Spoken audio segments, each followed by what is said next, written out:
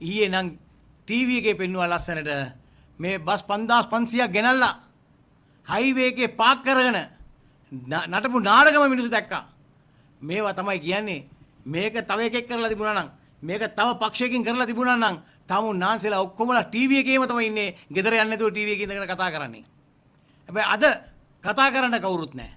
tamun නාන්සෙලා කරන මේ වැරදි පෙන්වලා දෙන්න කවුරුත් නැහැ. ඒ ගැන අපි ලැජ්ජ වෙනවා. අනිත් පැත්තෙන් දැක්කම අනිත් තවත් මැයි දිනයක් තිබුණා සජිත් ප්‍රේමදාස මහත්තයාගේ. එතුමාට අන්තිමට එන්න තිබුණේ රැසීමට.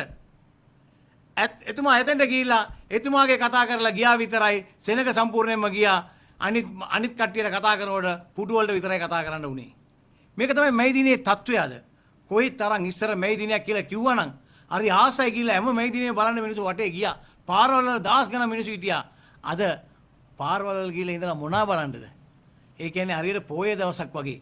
වාහනත් නැහැ, මොකුත් නැහැ, පාරේ කවුරුත් නැහැ. ඒ වගේ වාතාවරණයක් තමයි දැන් මැයි දිනේට සිදු වෙන්නේ කියන එක අපි මේ අවස්ථාවේ ප්‍රකාශ කරන්න ඕනේ. ඒ වගේම කයිය ගැව්වා.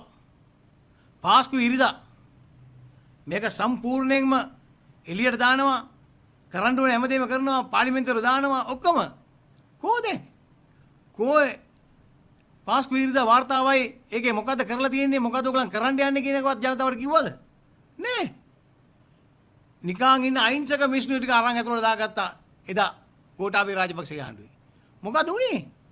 දැන් ආණ්ඩුව ඕගලන්ගේ. මා මොලකරු කවුද කියලා හොයා දෙනවා කියලා පොරොන්දු වුණා නේද?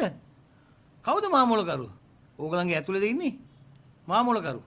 ඒ නිසා ජනතාව මේ ගැන බලා ඉන්නවා.